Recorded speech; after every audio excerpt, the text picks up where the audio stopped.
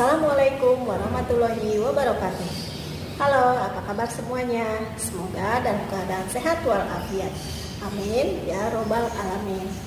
Pada kesempatan kali ini, saya akan membahas tentang materi teks deskripsi. Teks deskripsi yang pertama adalah pengertian dari teks deskripsi, yang kedua tujuan dari teks deskripsi, ketiga ciri-ciri teks deskripsi, keempat jenis-jenis teks deskripsi, kelima struktur teks deskripsi, dan yang keenam adalah contoh dari teks deskripsi. Yang pertama, pengertian teks deskripsi. Teks deskripsi adalah teks yang melukiskan sesuatu sesuai dengan keadaan sebenarnya, sehingga pembaca dapat melihat, mendengar, merasakan, mencium apa yang dilukiskan itu sesuai dengan citra penulisnya. Tujuan dari teks deskripsi, tujuannya adalah menciptakan imajinasi pembaca sehingga ia seolah-olah melihat, mengalami, dan merasakan sendiri apa yang dialami oleh penulisnya.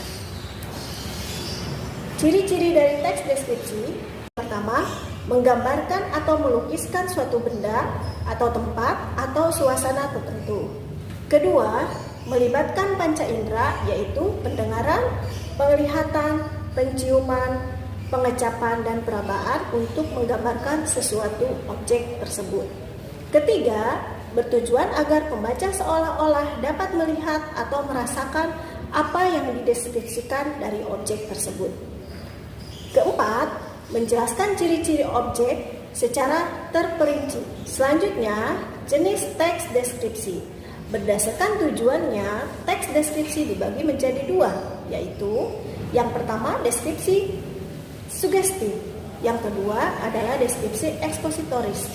Deskripsi sugestif bertujuan menceritakan pengalaman kepada diri pembaca karena berkenalan langsung dengan objeknya. Sedangkan deskripsi ekspositoris yaitu deskripsi yang bertujuan memberikan identifikasi atau informasi mengenai objek oleh si pembaca, dapat mengenali objek jika bertemu atau berhadapan langsung. Nah, secara umum teks deskripsi ini terdiri atas 3 jenis. Yang pertama, deskripsi spasial. Yang kedua, deskripsi objektif. Dan yang ketiga, deskripsi subjektif. Nah, mari kita jelaskan satu persatu beserta contohnya dari jenis teks deskripsi ini. Yang pertama, teks deskripsi spasial, yaitu teks deskripsi yang menggambarkan ruang atau tempat. Contoh, menggambarkan suatu kamar. Kamar berukuran 7x8 meter itu sangat nyaman ditempati. Dindingnya dicat warna kuning dengan beberapa stiker tembok bertema kartun. Nah, di dalam contoh deskripsi spasial ini kita bisa menceritakan, kita bisa menggambarkan apa yang kita lihat di dalam kamar atau ruangan tersebut. Yang kedua, deskripsi objektif, yaitu jenis teks deskripsi yang menggambarkan suatu hal atau seseorang dengan mengungkapkan identitasnya. Pantai Parangtritis merupakan pantai yang terletak di Provinsi Daerah Istimewa Yogyakarta. Dibandingkan dengan pantai lainnya di sepanjang pantai selatan, pantai ini lebih dikenal turis. Pantai Parangtritis terletak sekitar 25 km sebelah selatan kota Yogyakarta. Tepatnya pantai ini terletak di Desa Parangtritis, Kecamatan Kretek, Kabupaten Bantul. Sepanjang perjalanan menuju pantai, Anda akan disuguhi pemandangan sawah, sungai, dan bukit. Pantai Parangtritis memiliki ombak yang besar. Ombak pantai dapat mencapai ketinggian 2-3 meter pada musim kemarau. Daya tarik lainnya adalah terdapat gunung-gunung pasir di sekitar kawasan pantai. Gunung-gunung pasir ini lebih dikenal dengan nama gumuk. Di pinggir pantai disediakan payung-payung besar yang dapat digunakan pengunjung untuk beristirahat sambil menikmati pemandangan. Selain itu, terdapat wisata naik kuda, dokar, ataupun motor di sepanjang pinggir pantai. Warung makan dan pakaian berjajar rapi dengan hidangan khas laut. Bagi anak-anak, disediakan pula pemandian umum dengan aneka permainan yang menarik. Bagi pengunjung yang ingin menikmati sensasi mandi air hangat, maka tak jauh di sebelah utara pantai terdapat pemandian Parangweda. Kemudian yang ketiga, teks deskripsi subjektif. Jenis teks deskripsi ini menggambarkan objek seperti tafsiran atau kesan tertentu atau perasaan pengarang terhadap hal tersebut. Contoh, mendeskripsikan seseorang. Ibu Dewi adalah salah satu guru favorit di sekolah. Biasanya saat mengajar, ibu menggunakan kacamata berbingkai kotak hitam dengan rambut sebahu yang diikat rapi. Sebagai guru matematika, Ibu Dewi selalu mengajar di papan tulis menggunakan satu penggaris supaya bisa lebih menjelaskan dengan baik. Kemudian yang berikutnya adalah struktur teks deskripsi. Nah, di dalam struktur teks deskripsi ini yaitu sebuah teks tentunya tidak bisa berdiri begitu saja, harus ada strukturnya. Jadi yang membangun sebuah teks yaitu struktur. Di dalam struktur teks deskripsi yang pertama harus ada identifikasi. Apa itu identifikasi? Identifikasi itu merupakan penentu identitas seseorang, benda atau lainnya sebagai objek yang dideskripsikan. Yang kedua, struktur klasifikasi. Di dalam klasifikasi ini penyusunan kalimat yang memiliki aturan dalam kelompok yang sesuai dengan kaidah atau aturan yang ditetapkan. Kemudian yang ketiga adalah deskripsi bagian. Nah, pada bagian ini teks berisi tentang gambaran-gambaran tentang apa yang akan dibahas dalam teks tersebut. Nah, dari penjelasan tadi ada satu contoh teks deskripsi. Nah, silakan kalian simak, kemudian pahami, kemudian dijawab apakah ini termasuk ke dalam jenis dari ketiga jenis teks tersebut. Contoh Gunung Merapi. Gunung Merapi berada di perbatasan Yogyakarta dan Jawa Tengah. Secara geografis, Gunung Merapi terletak di perbatasan antara Provinsi Jawa Tengah, meliputi Boyolali, Magelang, dan Klaten, dan daerah istimewa Yogyakarta, Kabupaten Sleman. Gunung Merapi ini menjadi salah satu destinasi wisata favorit, memiliki ketinggian 2.930 meter. Dilihat dari aktivitasnya, Gunung Merapi adalah gunung yang paling sering meletus. Terakhir terjadi yaitu pada 1 Juni 2020. Namun, dari abu vulkanik ini Gunung Merapi, masyarakat sekitar mendapat anugerah lahan pertanian yang subur. Di sisi lain, mereka juga harus bersiap mengungsi bila status Gunung Merapi mengancam jiwa. Nah, dari contoh deskripsi tersebut termasuk ke dalam jenis teks deskripsi subjektif. Nah, demikian materi yang saya sampaikan, semoga bermanfaat.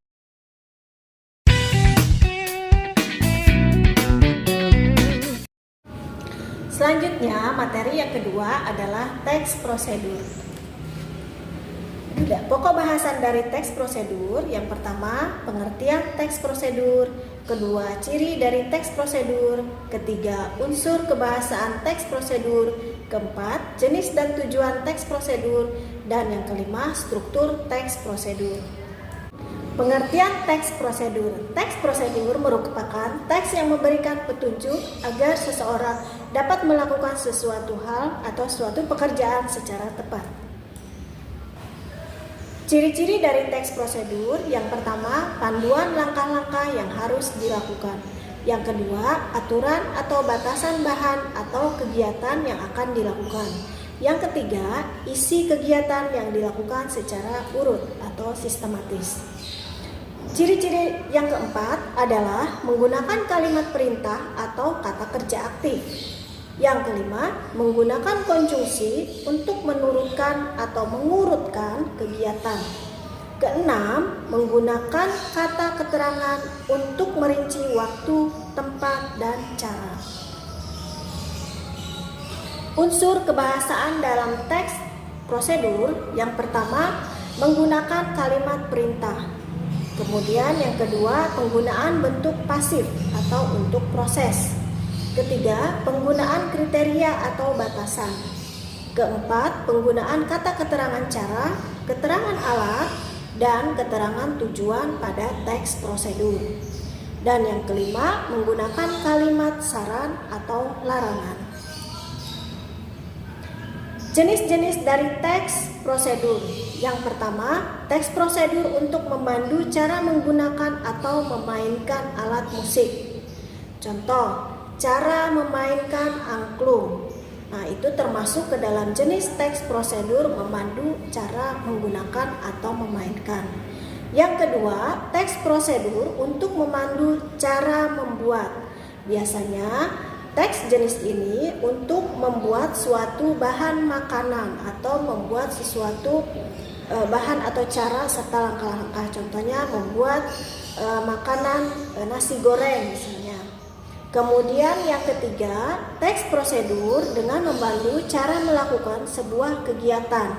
Misalnya, cara menari atau cara menari tarian tortor atau cara melakukan gerakan-gerakan senam. Tujuan dari teks prosedur yaitu menjelaskan atau menerangkan cara untuk membuat atau melakukan sesuatu. Kemudian, di dalam teks prosedur terdapat strukturnya. Yang pertama, adanya tujuan. Kemudian, adanya bahan. Kemudian, adanya alat beserta yang terakhir adanya langkah-langkah yang harus digunakan. Demikian teks prosedur yang saya sampaikan. Terima kasih.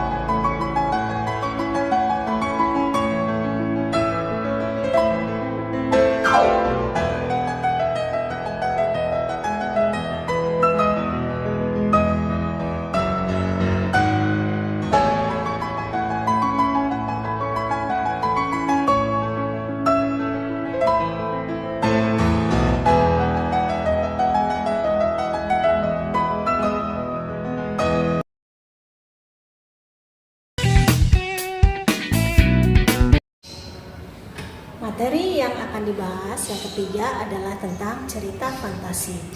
Pengertian dari cerita fantasi yaitu cerita yang menggambarkan suatu hayalan atau imajinasi si pengarang, atau hayalan atau angan-angan ataupun rekaan. Ciri-cirinya adanya unsur keajaiban. Kemudian yang kedua menggunakan latar yang bervariasi. Kemudian tokohnya unik dan yang berikutnya adalah bersifat fiksi. Jenis dari cerita fantasi yang pertama fantasi total, yaitu berisi fantasi pengarang terhadap objek tertentu. Semua yang terjadi pada cerita ini, baik tokoh, tempat, dan alurnya tidak terjadi pada dunia nyata. Jadi semua hanya rekaan atau hanya hayalan. Yang kedua, cerita fantasi irisan, yaitu cerita fantasi yang masih mengangkat unsur-unsur nyata seperti nama, kemudian tempat, atau suatu kejadian. Kemudian struktur pada teks cerita fantasi. Yang pertama adanya orientasi. Di dalam orientasi ini terdapat pengenalan tokoh, latar, dan tema. Kemudian yang kedua komplikasi, yaitu terjadinya konflik-konflik atau masalah-masalah yang melibatkan tokoh yang satu dengan tokoh yang lainnya. Ketiga, resolusi, yaitu penyelesaian suatu konflik. Keempat, koda, yaitu adanya perubahan sikap tokoh karena adanya kesadaran terhadap kesalahan yang dilakukan oleh tokoh-tokoh tersebut. Berikutnya, kaidah kebahasaan dari cerita fantasi. Yang pertama, menggunakan kalimat langsung. Contoh, "Hai kancil, mau kemana kau?" tanya musang. Nah, itu adalah contoh dari kalimat langsung yang terdapat dalam kaidah kebahasaan cerita fantasi. Yang kedua, di dalam cerita fantasi adanya penggunaan majas gaya bahasa. Majas atau gaya bahasa atau perumpamaan. Contohnya, gaya bahasa yang sering digunakan di dalam teks cerita fantasi adalah metafora. Contoh, singa adalah raja hutan yang ganas. Kemudian raja siang telah keluar dari peraduannya, yaitu kalau diartikan adalah matahari. Kemudian yang ketiga, kaidah kebahasaannya yaitu menggunakan konjungsi temporal atau kata hubung dengan menjelaskan waktu. Contoh, lalu, ketika, kemudian, tiba-tiba. Nah, itu adalah menggunakan konjungsi temporal. Kemudian, pada teks cerita fantasi terdapat juga unsur yang terkandung di dalam tubuh karya sastra tersebut atau cerita fantasi tersebut. Yang pertama adalah tema. Tema yaitu gagasan dasar untuk cerita. Kemudian yang kedua adalah tokoh. Nah, tokoh ini adalah tokoh-tokoh yang terlibat atau pelaku yang terlibat di dalam cerita tersebut. Nah, tokoh tersebut ada watak atau perwatakan. Ada yang protagonis dan ada yang antagonis. Kemudian yang C, latar. Latar ini atau tempat kejadian atau bisa juga disebut dengan waktu kejadian atau suasana kejadian. Kemudian adanya sudut pandang, yaitu cara pandang pengarang sebagai sarana untuk menyajikan tokoh, tindakan, latar, dan berbagai peristiwa yang membentuk cerita dalam sebuah karya fiksi kepada pembaca. Kemudian adanya alur. Alur yaitu jalan sebuah cerita. Serta yang terakhir adalah amanat, yaitu pesan moral yang terdapat di dalam cerita tersebut. Demikian materi dari teks cerita fantasi yang saya sampaikan. Terima kasih.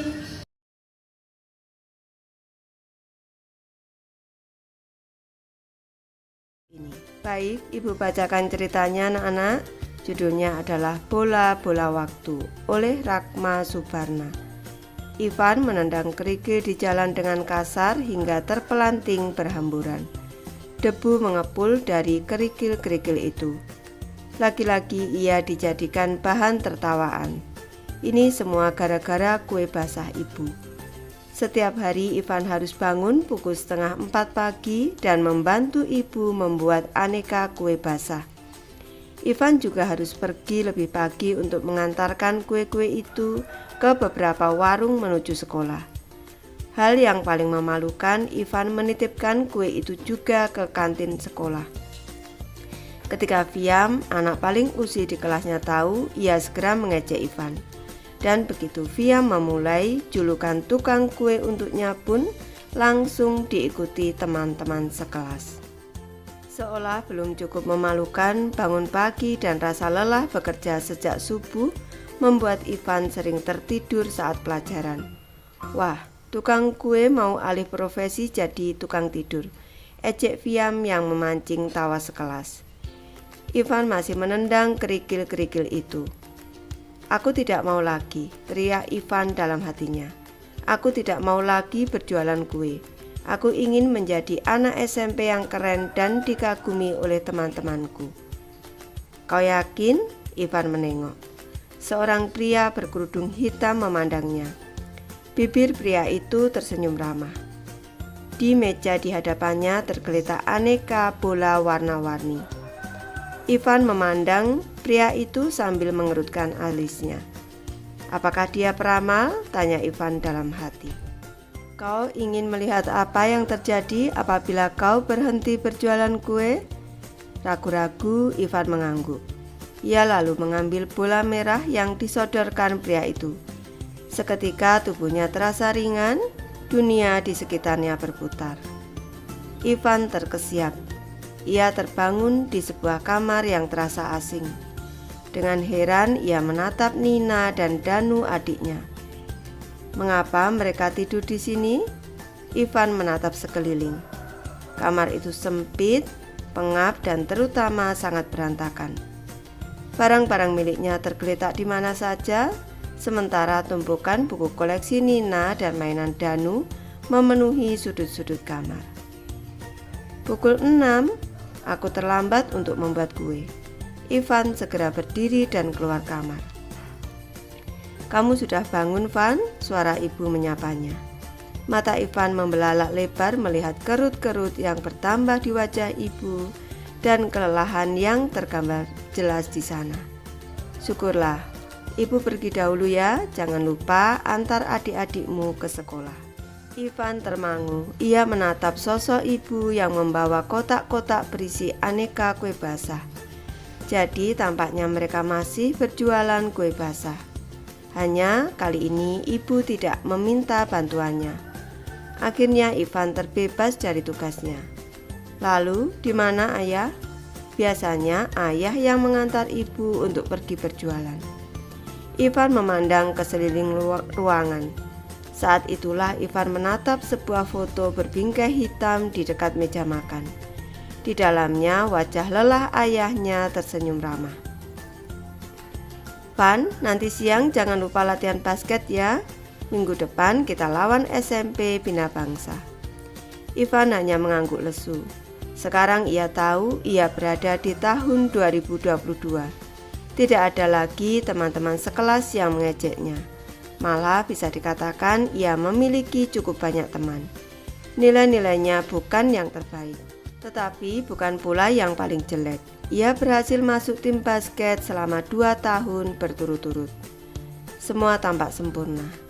Namun, mengapa Ivan menyesal berada di tahun ini? Tadi pagi ia mengetahui bahwa ayahnya tidak lagi bersama mereka. Ayah meninggal karena sakit. Kata ibu, ayah sering mengabaikan sakit yang dideritanya dan berkeras membantu ibu. Ayah bahkan menolak tawaran ibu untuk membayar seorang pekerja. Ayah ingin hasil penjualan kue ditabung untuk biaya kuliah Ivan nanti. Evan, apakah ibumu sudah sembuh? Mamaku ingin pesan kue basah untuk arisan. Tetapi ibumu bilang ia sedang tidak enak badan. Perkataan Haryo menyadarkan Ivan lagi dari lamunannya. Ivan menunduk. Ia teringat wajah menua dan lelah ibunya tadi pagi. Bahkan ibunya tidak mengatakan kepadanya bahwa ia sedang sakit. Ivan menelungkupkan kepala di atas meja. Andai saja penyesalan bisa memutar kembali waktu, ia lebih memilih membantu kedua orang tuanya berjualan kue. Matanya terasa panas, kepalanya terasa berputar. Ivan mengerjap. "Van, kamu gak apa-apa, Van?" Suara Haryo terdengar cemas dan makin jauh. Lalu segalanya gelap. Seseorang mengguncang tubuhnya lembut. "Ivan, bangun nak." Ivan memicingkan mata. Ia mengenal suara tegas tetapi lembut itu. "Ayah, syukurlah." Ivan segera tersadar dan memeluk ayahnya erat. Wah, tadi kamu mimpi buruk ya?" Pagi masih gelap saat Ivan melihat keluar jendela. Ivan tahu ia harus bangun lebih pagi karena mereka mendapat pesanan kue untuk acara pernikahan dan rapat di kantor RW. Memikirkan pesanan kue itu, Ivan melompat dari tempat tidur dengan penuh semangat. "Ayah, ibu tahu nggak? Kue-kue basah buatan ibu ini banyak yang suka loh," cerita Ivan. Untuk sesaat, ayah dan ibu saling memandang dan menyimpan senyum geli. Mungkin mereka heran melihat Ivan yang tak lagi menggerutu dan malas-malasan saat membantu. Aku serius loh ini," tambah Ivan lagi melihat reaksi kedua orang tuanya. Ayah tergelak. Ia mengusap kepala Ivan dengan lembut. "Tentu saja kami tahu, ini kan resep warisan turun-temurun." Tepat pukul 5, kue-kue basah nan cantik telah siap. Harum manis kue memenuhi rumah. Meski lelah, Ivan merasa bangga melihat kue-kue yang baru ditatanya. Rasanya ia makin mahir menata kue-kue ini. "Van, tolong masukkan setiap jenis ke dalam kotak untuk pesanan kawinan dan Pak RW ya. Biar ayah yang menyiapkan untuk dibawa ke pasar. Ibu mau membuat sarapan dulu sebelum adik-adikmu bangun," kata ibu. Ivan mengangguk. Saat memasukkan kue-kue ke dalam setiap kotak, sebuah ide melintas dalam benaknya. Masih ada 30 menit sebelum ia harus bersiap ke sekolah. Ivan mengambil selembar kertas, lalu segera menggambar sebuah kotak berisi aneka kue cantik. Camilan cantik akhir minggu. Begitu Ivan memberi judul gambar tersebut.